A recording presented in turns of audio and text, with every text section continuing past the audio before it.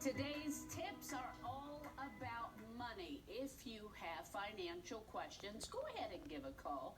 Even if you're really not sure what you should be looking at, but you kind of got a question, you can do that too. Joining me today, Rachel Richards. I've had a chance to talk to her before. You were part of our Making Ends Meet on Wave 3 News, so thank you for coming in. Yes, thank you for having me back. 27 years old, you are retired. How in the world did that happen? You're able to live off $10,000 a month. That's a nice little bit of retirement. Yeah, it's great. Our journey started in 2017, me and my husband. We had always wanted to invest in real estate, so we bought our first duplex that year. And then later on that year, I wrote my first best-selling book, Money Honey, so I was making royalties off that. So we had this rental income and this royalty income, both of which are types of passive income, and we focused on growing those as much as we could over the next few years. Fast forward to a couple years later, and we now own over 35 rental units, and I just launched my second best-selling book. So we have grown our passive income streams to over $10,000 a month, and we are now financially independent. Right, and so she just decided, I don't need to work, my money is coming in. So let's talk about, you got started in this though, trying to make sure that you were financially educated at a young age. Yes, so my first memory of learning about money was actually way back in 6th grade. I found this book called The Motley Fool's Guide for Teens, something like that, How to Have More Money Than Your Parents Ever Dreamed of. And you know, what 6th grader doesn't want to have more money than anybody they know? So I got really excited. And that summer at summer camp, I remember sitting at the pool reading instead of playing with my friends on the water slides. So I was learning about compound interest, investing, money management, and that just really sparked a passion and an interest in me. And I read books all throughout middle school, high school, and college, and then I actually became a financial advisor as well. Well, when I was in 6th grade, I was just trying to figure out how to spend my parents' money. I wasn't thinking about my own, so you see where she is. So, okay, so do you worry? Let's ask a question that I've heard over and over again.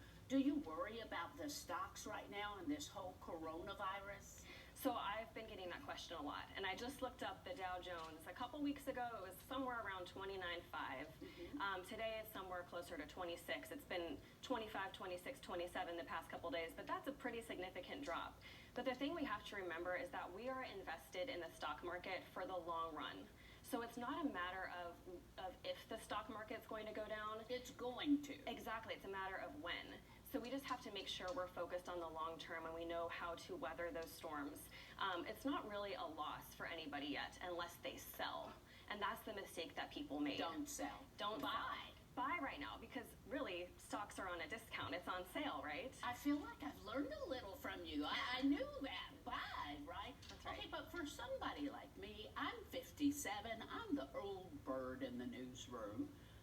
I am going to retire soon. Should I be looking at it a little more cautiously than some of the young kids in the newsroom? Absolutely. So if you don't have that long term, then you might not want to be as aggressive in the stock market right now. So as you're nearing retirement in the 5 or 10 years towards retirement, you might want to consider investing in bonds, starting putting more money in cash, because the last thing you want to happen is you have everything in stocks and then the stock portfolio goes down 6 months before you're about to retire, because it's really hard to bounce back from that.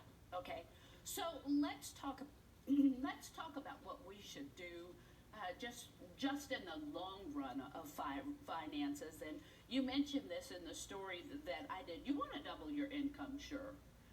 Who has time though to work more hours? Nobody. Right. So how do you get started in that? And something a lot of us don't do, watch those expenses. I've got to be honest with you, I'm not really sure where my money goes, but I look and I'm like, uh-oh, it's gone. You say mint.com is good to use. I love using mint.com. It's free. It's a free financial tracking tool. And the way it works is you link all of your accounts, your bank accounts, credit cards, debit cards, and it will pull all of your transactions into one centralized location. So that makes it very easy to see where your money is going. So starting a budget, it just starts with tracking your expenses. You have to know where your money is going in order to make adjustments. For example, the first time my husband and I did this, and I feel like I shouldn't admit this because I'm supposed to be a financial whiz, right? So this is embarrassing. But the first month we did this, we realized we spent over $900 that month just on food. Okay, food for 2 people, $900. That's more than some people's mortgage payment. So it became very clear for us where we had a big opportunity to cut back. Stop eating out so much. Exactly. We spent $900,000, I think, this month just on avocados, Americans. I mean, it's crazy. Yeah. Most people, I think, probably spend more than they know, and then they say, where did my money go?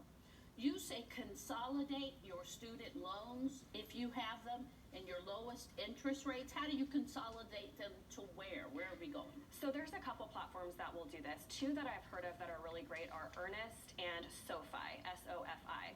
And when you consolidate your student loans, you really want to do it for the purpose of getting a lower interest rate, because the mistake I see a lot of people making is that they'll consolidate the loan.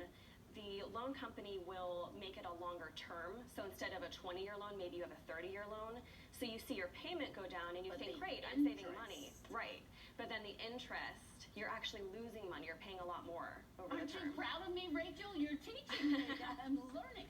We've got Aubrey who is on the phone right now. Aubrey, what's your question today or your comment? Yeah. Now, if I have $5,000 and I want to make an investment with the fastest or the best yielding interest, what would be recommended? For where to put $5,000 to invest, is that the question? Is that what you want to Yeah. know, Aubrey? Yeah. Okay, so there's a couple places that I like to keep my money in the stock market. You really have to decide first, do you want a more active investment or a passive investment? And an active investment is something like a mutual fund. This is something that you pay a higher fee to invest in, and then you have a mutual fund manager and a team of analysts to sort of pick and choose where that money is going. That costs a lot. It does cost a lot. And actually, research has shown that the passive investments, such as the index funds, will do just as well as the mutual funds in the long term.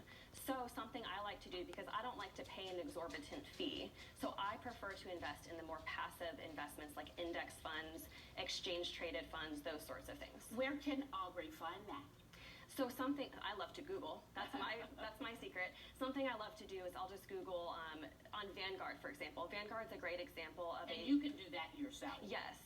And Vanguard's a discount brokerage, which means that they're charging really, really low fees. And so I've always loved using Vanguard. But you can just search, Vanguard index funds, Vanguard ETFs. Make sure you're not paying a really high expense ratio, and She makes set it your money sound there. just like it just rolls off. Ed is the next caller. Ed, what's your question?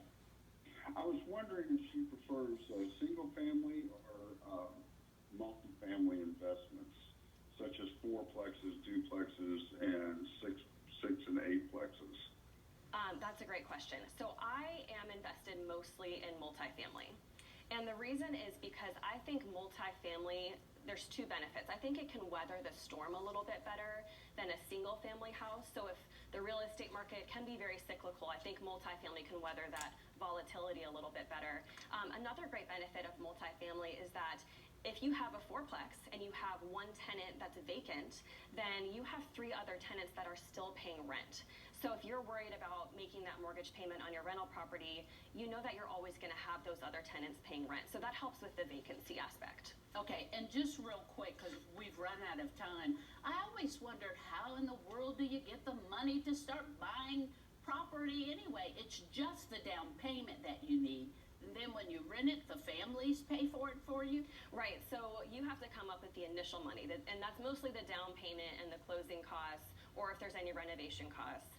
And then once you have it rented, you have to do all the numbers to make sure all the numbers are going to work out. But the rent that you would make would cover all of the expenses and then some. So you would even be profiting each month. Okay.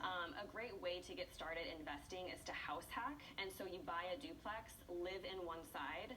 That way you can pay a lot less down I'm and telling get a better you, interest. we're going to have her come back. We're going to have her come back. Thank you so much. Again, passive income, aggressive retirement, and a simple 7 guide for getting your financial together. There you go. Thank you very much, Rachel Richards. Google her. When we come back, meet the family.